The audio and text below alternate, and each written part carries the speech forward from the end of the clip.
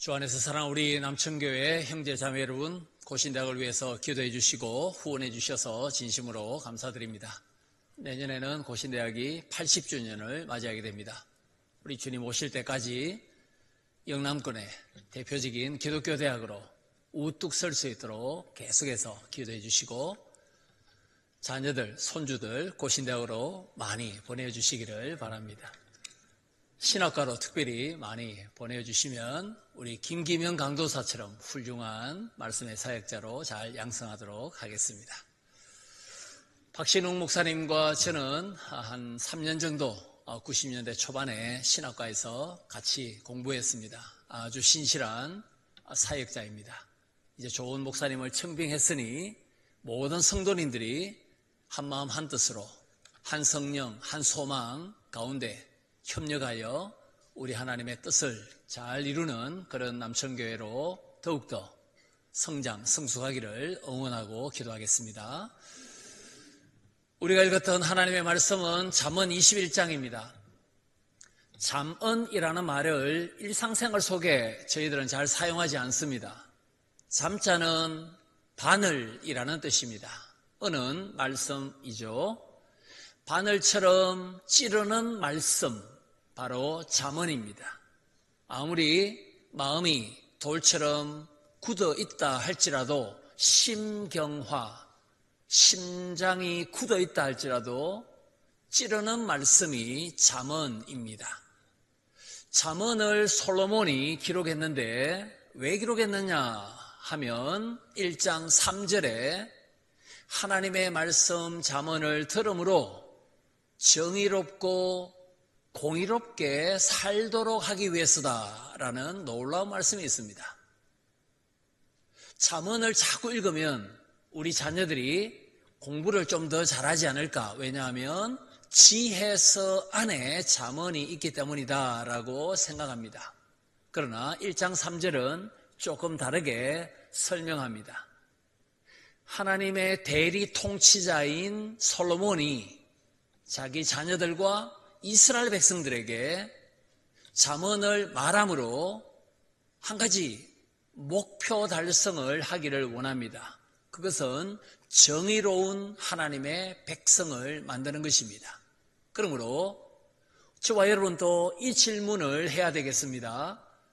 잠언서를 읽으면 읽을수록, 묵상하면 묵상할수록, 잠언서 말씀을 깨달으면 깨달을수록 나의 삶은 점점점 하나님 보시기에 정의롭고 공정한가? 그 질문을 저와 여러분은 반드시 해야 하겠습니다. 정의하면은 뭔가 좀 긴장되고 불편합니다. 사랑, 긍휼, 자비 이 말을 들으면 푸근하지만 정의롭게 살자 하면 내가 그렇게 지금 살기에 역부족인데 또 부담이 되지 않는가라는 생각을 하기도 합니다. 그러나 하나님께서 우리에게 요구하시는 정의는 냉엄하지 않습니다. 차갑지 않습니다. 항상 하나님의 정의는 죄인을 회복시켜주는 따뜻한 정의입니다. 그러므로 이 하나님의 정의는 사랑에서 나오는 아주 온정적인 회복적 정의다라는 것은 성경에서 우리가 일관적으로 배울 수 있는 진리입니다. 저와 여러분이 카톡 메시지를 보내거나 인스타그램이나 SNS에 글을 쓸 때에 A4 용지 1매, 2매, 3장 이렇게 길게 쓰지는 않습니다. 짧게 씁니다. 잠언이 그런 말씀입니다. 비록 한 31장 정도까지 되지만 사실 장장마다 문장은 한 2줄 정도의 짧은 내용이 대부분입니다. 그래서 우리가 짤막짤막한 글을 읽고 쓰는데 익숙한 우리에게 잠언 말씀이야말로 더 생생하게 짧지만은 강력한 메시지를 던질 수 있는 하나님의 말씀이기도 합니다. 그런데 문제는 오늘 우리가 읽었던 21장만 해도 여러 주제들이 막 등장하다 보니까 통일성 있는 핵심 메시지가 무엇인지 찾기가 조금은 어렵습니다. 그런데 반복되는 중요한 표현이 9절과 19절에 있는데 다투고 성내기를 좋아하는 여자입니다. 그 내용이 9절에도 있고 19절에도 있습니다. 그래서 잠언 21장은 9절과 19절을 중심으로 해서 8절까지, 그리고 9에서 18절까지, 그리고 19에서 마지막 31절까지 이렇게 세 등분으로 나눌 수 있습니다.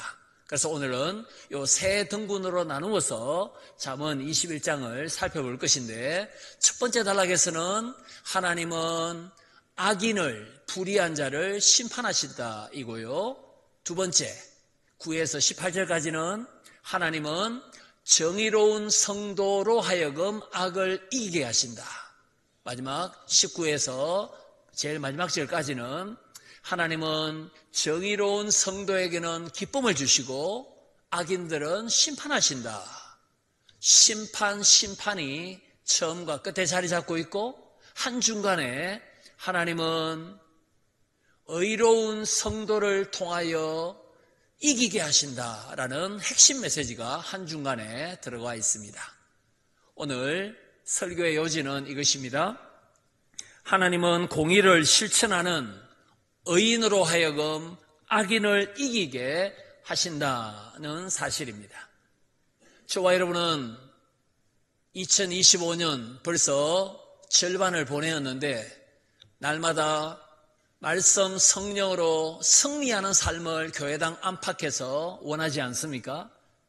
잠언 21장에서는 승리하는 남천교회가 되기 위해서는 정의와 공의롭게 살아야 된다라고 말씀하고 계십니다.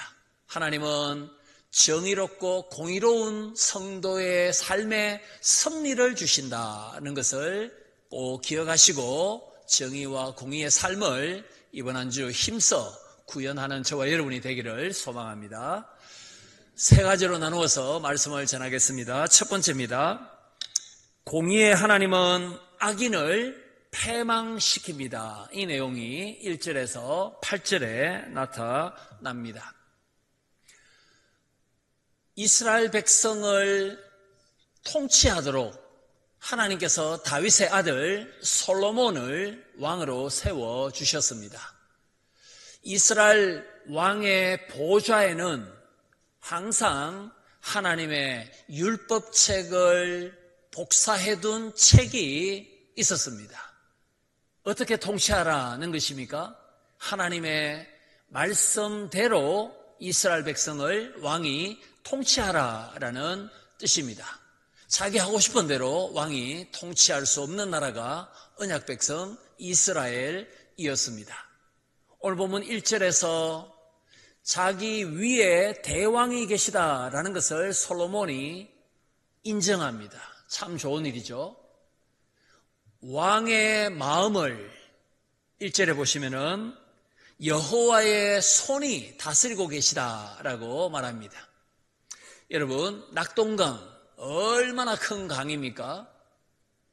나일강도 크지만 낙동강도 나일강에 필적할 만큼 굉장히 큰 강입니다.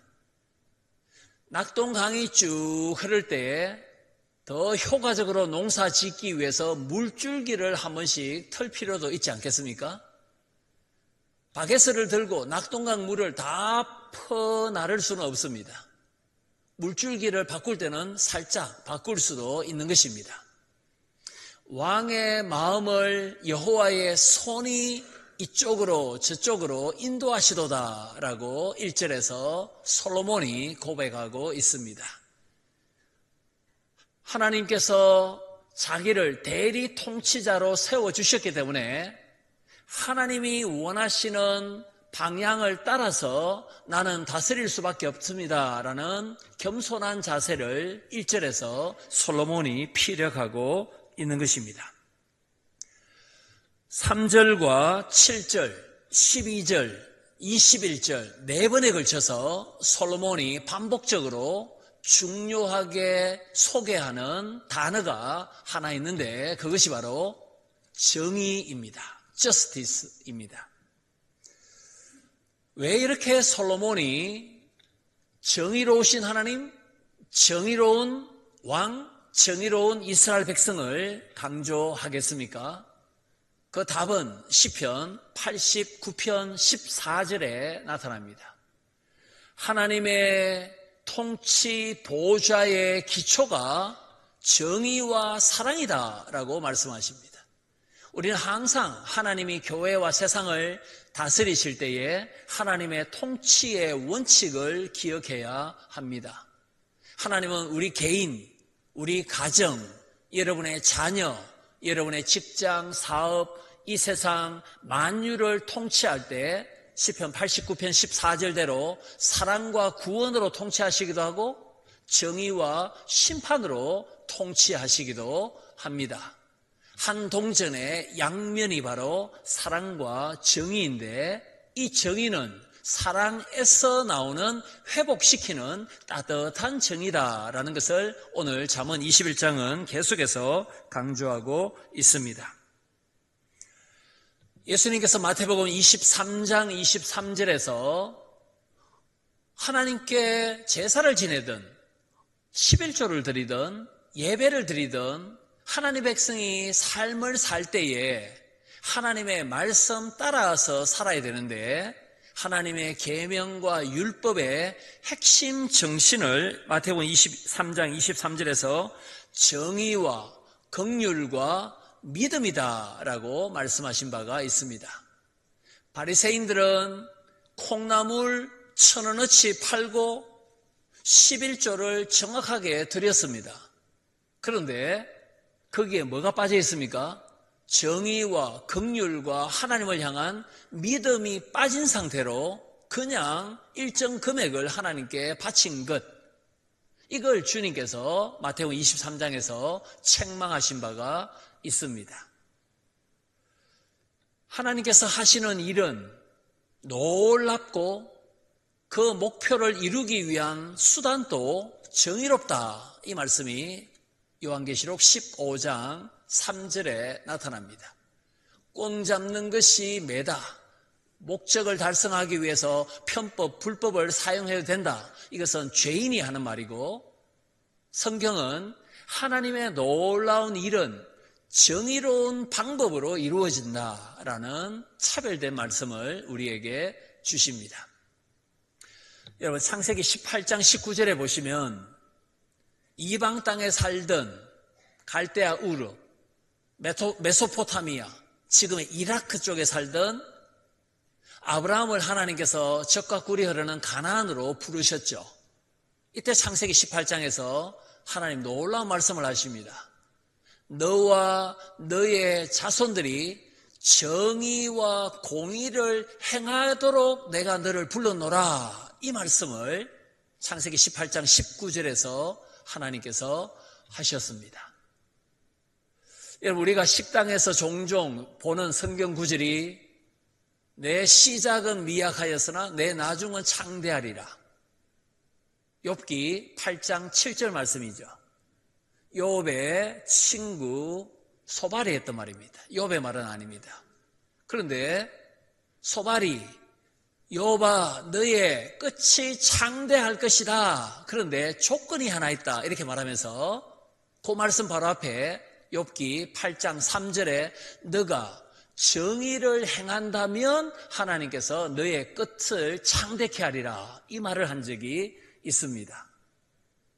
욥기 22장 6절에 엘리바스는 욥을 찾아와서 욥, 너가 지금 패가 망신한 것은 고아와 과부와 나그네와 장애인을 핍박했기 때문이다 라고 엉뚱하게 욥을 공격합니다. 다시 말해서 욥이 정의롭지 못하기 때문에 하나님의 벌을 받고 있다, 이것이 엘리바스의 논리였습니다. 이때 욥은 아니다, 나는 정의를 옷 입고 있고 나는 고아와 과부와 나그네와 장애인들을 최선을 다해서 돌본 하나님의 의로우심을 닮았던 사람이었다, 나의 과거는 하나님께서 아신다, 이런 내용이 욥기 29장에 쭉 나타나고 있습니다. 그만큼 창세기, 욥기, 미가서 5장에, 아모스 5장에 정의를, 공의를 강같이 하수같이, 미가서 6장 등등에 계속해서 성경은 하나님의 사랑과 구원의 은혜뿐만 아니라 의로우신 하나님, 의로운 하나님의 백성에 대해서 끊임없이 강조하고 있습니다. 이사야서도 얼마나 처음부터 끝까지 정의를 강조하는지 모르고 베드로후서 3장 13절에서는 의가 거하는 새하늘과 새 땅을 우리가 소망해야 된다. 영원한 새하늘과 새 땅에는 불의와 부정과 불법이 없고 정의와 공평이 충만하다. 하나님은 그 의가 거하는 새 땅을 지금 여기에서 성도를 통해서도 이루고 계시다라고 베드로후서 3장에서 강조한 바가 있습니다. 그러면 다시 욥기 21장으로 돌아와서 욥은 하나님께서 정의롭지 못한 불의한 자들을 심판하신다라고 지금 1에서 8장까지 쭉 말씀하는데 누가 하나님의 심판을 초래하는 불의한 자들이겠습니까? 네 종류의 불의한 자들이, 악인들이 등장합니다. 4절과 24절에서는 교만한 자를 하나님이 심판하신다라고 말씀하시고 5절과 25절에서는 게으른 자를 심판하신다라고 말합니다. 여러분, 게으른 것은 그냥 도덕적으로 조금 문제가 있는 것이 아니라 악이요 하나님의 심판을 초래한다라고 21장은 우리에게 소개합니다. 세 번째, 6절과 28절에서는 거짓말하는 자를 심판하시고 29절에서는 자기 얼굴을 뻔뻔하게 만드는 마음이 굳은 자를 하나님이 심판하신다라고 말씀하고 있습니다.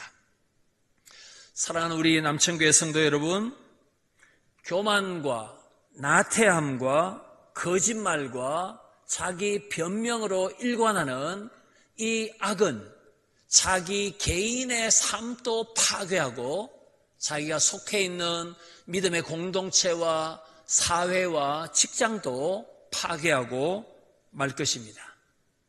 누가 정의로운 사람입니까? 오늘 잠언 21장은 겸손한 사람이 정의로운 사람입니다.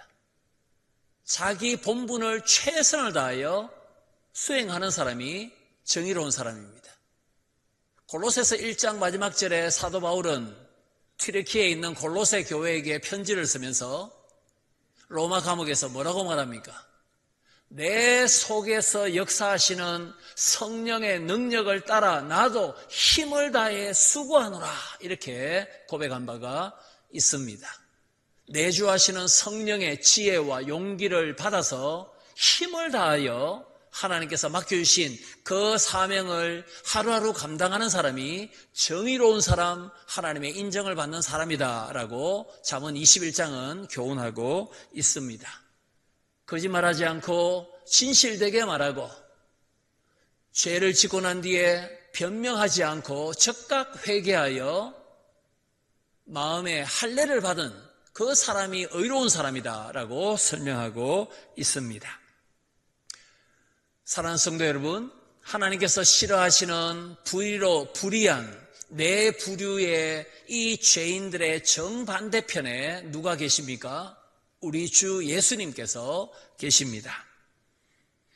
예수님은 하나님 아버지께서 하라고 하신 말씀과 사역을 하나도 남김없이 다 이루셨습니다. 그래서 요한복음에서는 나를 본 사람은 나를 보내신 아버지를 보는 것이요, 내가 행한 것을 믿는 것은 나를 보내신 하나님 아버지를 믿는 것이다. 나와 아버지는 하나다. 이렇게 성부의 일을 최선을 다하여 남김없이 다 이루신 예수 그리스도는 사랑이시요 정의로우신 분이다라는 것을 오늘 본문을 통해서 확인할 수 있습니다. 고린도후서 1장 20절에 이걸 어떻게 사도 바울은 설명합니까? 예수님은 하나님 아버지를 향하여 아니요가 아니라 항상 예만 되신다. 예수님만큼 아버지 하나님을 향하여 충성스러운 분이 없으셨다. 예수님은 정의롭고 공정한 분이셨다라고 말씀합니다. 베드로는 예수님에게는 흠과 점이 없었다 이렇게 말씀하죠. 그러므로 예수님의 입에는 뭐가 없습니까? 거짓이 없으신 분이다라고 말씀하고 있습니다. 사랑하는 성도 여러분, 하나님께서 싫어하시는 거짓과 교만과 이 얼굴의 뻔뻔함, 이걸 우리도 미워한다면 우리는 악인의 불의한 자들의 패망이 아니라 하나님 미워하시는 것을 우리도 미워하고 하나님께서 기뻐하시는 것을 우리도 기뻐하고 우리 주 예수님의 모습을 우리가 닮아가기를 힘쓴다면 하나님께서는 정의로운 성도를 통하여 악을 물리치시는 그 일을 이번 한 주 우리를 통해서도 이루실 줄 믿습니다.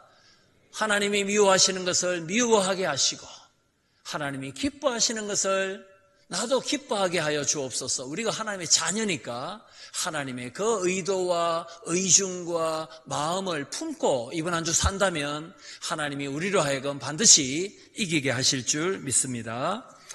오늘 설교의 요지가 무엇입니까?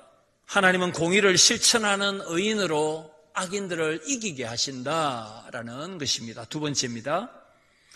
공의의 하나님은 정의를 실천하는 의인이 악인을 이기도록 하십니다. 이 내용이 9절에서 18절에 나타나는 두 번째 내용입니다. 이스라엘 백성들이 솔로몬 성전에 모여서 얼마나 많은 제사를 드렸습니까? 속죄제, 속건제, 사실 이 제사가 좀 비슷하지 않습니까? 곡식으로 드리는 소제, 매일 드리는 번제, 아침 저녁으로 제사장은 하루에 2번이나 번제를 드리고 또 일주일 동안 벌어지는 유월절, 장막절 등등에는 7일 동안, 8일 동안 제사를 끊임없이 드렸지 않습니까? 그런데 오늘 본문 3절에 보시면 너희가 짐승을 잡아서 제사를 드리더라도 너희의 삶의 정의와 공의가 없다면 그 제사는 무용지물이다 라고 말씀합니다. 이 책망은 구약의 다른 선지서에서도 계속해서 볼 수 있는 중요한 하나님의 말씀입니다. 성령 충만한 하나님의 복음으로 천국 열쇠인 복음을 우리가 잘 받아서 말씀과 성령으로 우리 공동체가 함께 예배를 통해서 우리 속에 꾹꾹 지금 채워넣는 시간입니다. 오전 예배를 딱 마쳤다 하면 예배가 끝난 것이 아니라 복의 선포와 동시에 주 예수 그리스도의 은혜와 성부의 사랑과 성령의 교통을 가지고 세상 속에 들어가서 정의와 공의를 사랑으로 실천하는 삶의 예배가 이어지도록 하기 위해서 우리는 함께 지금 공예배를 통해서 성령의 충만함을 지금 우리가 채워 넣고 하나님의 은혜로 가득 채워지기를 소망하는 것입니다. 우리의 삶이 정의와 공의를 시행하지 못한다면 주일 예배 자체도 아무 의미가 없다라고 지금 3절에서 엄중한 말씀을 하나님께서 우리에게 주십니다. 사랑하는 성도 여러분, 오늘 본문 18절에 보시면은 조금 이해하기 힘든 말씀을 주십니다. 무엇입니까? 악인은 의인의 속전이 되고, 속전 이 말은 몸값입니다.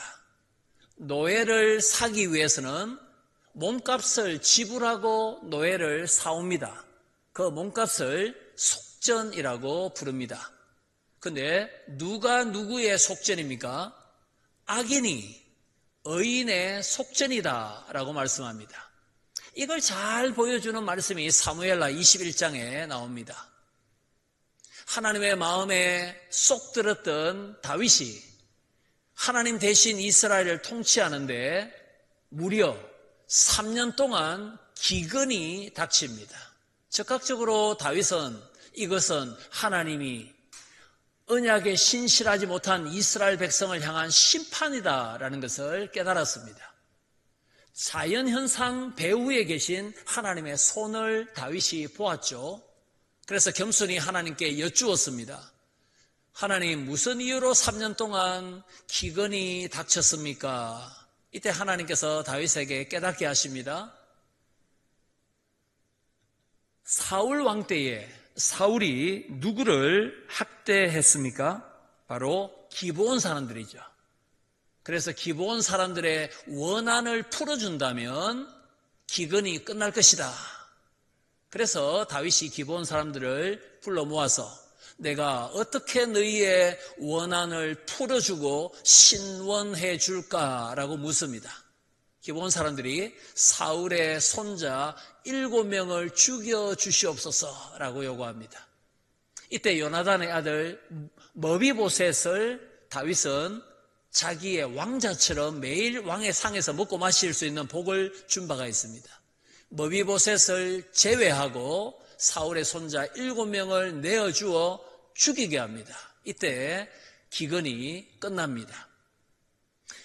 악인들을 죽음으로 내몰므로 의로운 기브온 사람들이 신원을 받고 억울함이 풀려진 것입니다. 악인은 의인을 위한 속전이다라는 말씀이 18절에 있습니다. 여러분, 악인들이 처형을 당하면 영원한 정의와 공의와 구원이 이루어집니까? 영원한 정의와 공의를 이루기 위해서는 아마 이 지구에 살고 있는 수많은 악인들이 다 죽어야 될 것입니다. 이때 하나님께서는 놀라운 한 가지 계획을 성취하십니다. 완전한 하나님의 정의로운 심판을 십자가 위에 달리신 예수 그리스도에게 내리신 것입니다. 허물과 죄로 죽었고 죄와 비참 가운데 빠져서 스스로 도무지 구원받을 수 없는 우리를 대신하여 독생자 예수 그리스도를 십자가에 달려서 저주받게 하시고 하나님의 완전한 심판과 진노를 우리 대신 주님께서 다 당하게 하심으로 하나님의 정의가 만족되었던 그 장소가 어디입니까? 골고다 십자가 위입니다. 우리가 태어나기 전에 아버지 하나님은 우리에게 내리실 그 진노를 우리에게 쏟아붓지 않고 예수님에게 정의를 만족시키는 진노를 내려주심으로 흠과 점이 없으신 예수 그리스도의 의와 구원을 우리에게 선물로 주셨고 우리의 모든 죄와 불의는 예수님께서 가지고 가셔서 도말해 주신 것, 이걸 종교개혁가들은 가장 즐겁고 복된 교환이다라고 부릅니다. 크리스마스 전날에 선물 교환을 하지 않습니까? 그러나 가장 복된 교환은 십자가 위에서 우리를 위해서 대신 저주를 당하시고 하나님 아버지의 공의를 만족시키신 예수 그리스도의 구원과 의의 옷을 우리에게 주시고 우리의 더러운 모든 죄는 주님께서 가지고 가셔서 태우시고 씻어 도말해 주신 것, 이것이 가장 즐겁고 복된 교환입니다. 예수 그리스도의 속전, 핏값, 주님의 생명의 핏값 때문에 저와 여러분은 의롭게 살 수 있고 칭의의 은혜를 입었고 이 신칭의의 은혜를 입은 우리가 이제는 세상 속에서 정의롭게 살아야 된다라고 말씀하고 있는 것입니다. 악인들이 치른 그 속전과 비교할 수 없는 예수 그리스도의 핏값, 그 핏값을 우리는 18절을 통해서도 확인할 수 있는 것입니다. 사랑하는 우리 형제자매 여러분, 저와 여러분은 예수님을 구주로 믿어 의롭게 되었다, 여기서 끝나는 것이 아니라 칭의는 정의로운 삶으로 반드시 연결되어야 되고 열매를 맺어야 한다라고 계속해서 오늘 본문은 우리에게 강조합니다. 청교도가 이제 16세기, 17세기 영국의 개혁주의자들 아닙니까? 윌리엄 퍼킨슨이 청교도의 신학의 기초를 놓은 사람입니다. 퍼킨슨은 그리스도인에게 하나님의 부르심, 세상을 향한 파송, 그리스도인에게 소명이 무엇인가? 이걸 이렇게 설명합니다. 소명이란 하나님께서 공동선을 위해 사람들에게 부여하신 삶의 방식이다라고 말합니다. 우리가 예수 그리스도의 의의 옷을 입고 예수 그리스도로 옷 입고 예수님은 우리의 유니폼이죠. 단체복입니다. 예수님의 구원의 옷, 정의로우신 옷, 속죄의 옷을 입고 세상 속으로 이번 한 주 우리가 들어갈 것입니다. 직접적으로 우리가 전도도 해야 되겠지만은 직접적으로 말로 전도하지 않더라도 우리가 만나는 사람들의 유익과 웰빙과 선을 위해서 우리가 봉사한다면 그것이 정의로운 삶이요. 그것을 위하여 하나님께서 우리에게 소명을 주셨다. 하나님이 그 일을 위해서 우리를 불러주셨다라고 말씀하고 있습니다. 뉴 잉글랜드, 미국 동부 쪽으로 이주 갔던 청교도들은 굉장히 경제 윤리에 대해서 강조를 많이 했습니다. 어떤 물건의 값을 과도하게 바가지 씌우지 말라. 불이하게 이득을 취하지 말라. 이런 구체적인 삶의 지침을 정의로운 경제 활동에 대해서 청교도들이 얼마나 강조를 많이 했는지 모릅니다. 사랑하는 우리 형제자매 여러분, 예수 그리스도께서 우리에게 의와 구원의 옷을 입혀 주셨으므로 저와 여러분은 정의로우신 하나님을 담아서 정의롭게 우리가 산다면 악을 물리치고 우리가 속한 만나는 모든 사람들에게 선과 복과 웰빙을 제공할 수 있는 선교적 삶을 살 수 있다라고 잠언 21장은 우리에게 교훈하고 있습니다. 오늘 설교 요지가 무엇입니까? 정의로우신 하나님은 정의롭게 사는 성도들로 하여금 악을 이기게 하십니다. 첫 번째로는 뭐였습니까? 하나님이 미워하시는 죄를 우리가 미워하고 하나님이 원하시는 것을 우리가 행한다면 우리는 정의롭게 살 수 있습니다. 두 번째, 예수 그리스도께서 우리에게 사죄와 구원과 이 칭의와 구원의 은혜를 입혀주셨기 때문에 이제는 이 이신칭의의 이 구원의 복음이 이제 정의로운 삶으로 이루어질 때 하나님은 우리로 하여금 이기게 하신다라는 말씀을 살펴보았습니다. 이제 마지막 세 번째입니다. 정의를 실천하는 의인은 영원히 기뻐하지만 악인은 패망합니다. 여러분, 오늘 본문 14절에 한번 보십시오. 14절. 은밀한 선물은 노를 쉬게 하고 품 안의 뇌물은 맹렬한 분을 그치게 하느니라. 그러면 14절 말씀을 우리가 액면 그대로 받아들이면 뇌물을 바쳐야 된단 말입니까? 바치지 말아야 된단 말입니까? 맹렬한 분과 진노를 스탑시키기 위해서는 뇌물이 효과 있다. 이 말씀이 지금 14절 아닙니까? 우리는 상식적으로 뇌물을 바치는 것은 재판을 굳게 하고 불의한 일이다라는 것을 알고 있는데 지혜의 왕 솔로몬이 왜 우리를 이렇게 헷갈리는 말씀을 14절에서 주고 있겠습니까?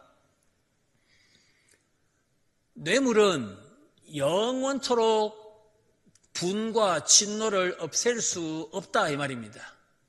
일시적으로 잠깐 사람의 눈을 속이고 뇌물이 효력을 발생하는 것처럼 보일 수 있지만 영원한 하나님의 관점에서 그것은 정의를 훼손하는 악이다라고 지금 책망하는 말씀이 14절 말씀이 되겠습니다. 하나님은 하나님의 말씀을 따라서 정의롭게 살기를 원하는 하나님의 자녀들을 얼마나 기뻐하시는지 오늘 본문 우리가 읽지 않았지만은 뒷부분에서는 마지막 세 번째 단락에서는 하나님 스스로 정의의 용사처럼 묘사됩니다. 여러분 22절 보십시오. 지혜로운 자는 용사의 성에 올라가서, 용사라는 말이 나타나죠. 그리고 마지막 31절에 보시면은 싸울 날이라는 전쟁의 날을 소개하고 있고요. 전쟁에서 이김은 여호와께 있다라고 말씀합니다. 하나님은 정의를 수호하시는 전능하신 용사시다라는 것이 오늘 잠언 21장의 결론이기도 합니다. 승리를 주시는 하나님의 손에 우리 남천교회가 붙잡혀 있기 위해서는 우리가 어떻게 살아야 되겠습니까? 정의를 실천하는 의인은 하나님께서 기뻐하시고 승리를 주시지만 악인들은 반드시 패망시킨다라는 것을 다시 우리의 마음에 각인시켜야 하겠습니다. 요즘 저와 여러분의 최대의 관심사는 무엇입니까? 우리가 매일매일 생각하는 것, 우리의 마음이 항상 끌리는 것이 우리가 섬기는 신입니다. 저와 여러분의 뇌리에는 지금 뭐가 박혀 있습니까?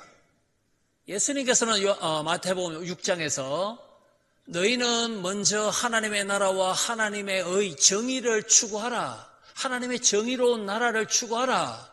마태복음 6장 33절에서 말씀하셨습니다. 이것이 예수님께서 우리에게 요구하시는 인생의 최대 관심사인데 우리는 정말로 하나님의 사랑과 하나님의 회복적인 정의를 남을 회복시키는, 남을 웰빙 가운데 인도하는 그 회복적 정의를 위해서 우리는 최우선순위를 과연 두면서 살고 있는지 점검해야 할 것입니다. 말씀을 맺도록 하겠습니다. 하나님께서는 우리에게 승리를 주시기를 원하시고 내가 의로움으로 나의 자녀들아 너희도 불의를 미워하고 의롭게 살라라고 말씀하는데 하나님의 정의는 한마디로 하나님의 말씀과 법을 따라 사는 것이 하나님의 정의입니다. 이런 의미에서 불신자들이 외치는 정의와 크리스찬들이 말하는 정의는 일정 부분 다를 수밖에 없는 것입니다. 불신자들은 하나님의 법, 하나님의 복음을 알지도 믿지도 않고 있기 때문입니다. 우리가 깨닫는 대로 하나님의 말씀 따라, 하나님의 말씀의 원칙 따라 우리가 힘써 준행한다면 그것이 하나님의 정의로움을 우리가 닮아서 사는 길이요, 우리가 가는 곳마다 불의가 물러가고 하나님의 정의로운 나라가 구현된다라는 것을 믿어야 할 것입니다. 정의로우신 하나님은 정의로운 성도를 통하여 하나님의 말씀의 법이 적용되는 정의로운 사회를 구현하기를 원하십니다. 우리가 항상 우리의 시선이 이번 한 주 정의로우신 하나님, 그리고 정의로운 하나님의 말씀, 정의로운 교회, 우리를 통해서 하나님 이루길 원하시는 정의로운 사회, 베드로후서 3장 13절 의가 거하는 새하늘과 새 땅을 바라보나니 라고 말씀합니다. 사도 베드로도 그 당시에 2000년 전에 얼마나 세상에 불법과 불의가 만연했던지 정의가 거하는 신천신지를 우리가 사모하자. 그 정의가 거하는 회복이 있는 하나님 나라를 건설해보자 라고 외쳤겠습니까? 우리 남천교회 성도들이 가는 곳마다 정의로우신 하나님을 정의로운 삶으로 닮아서 우리의 삶 가운데 정의로운 하나님의 나라가 구현되는 그 일을 위하여 우리의 눈이 더욱더 정의로우신 하나님께 고정되는 한 주가 되기를 간절히 바랍니다.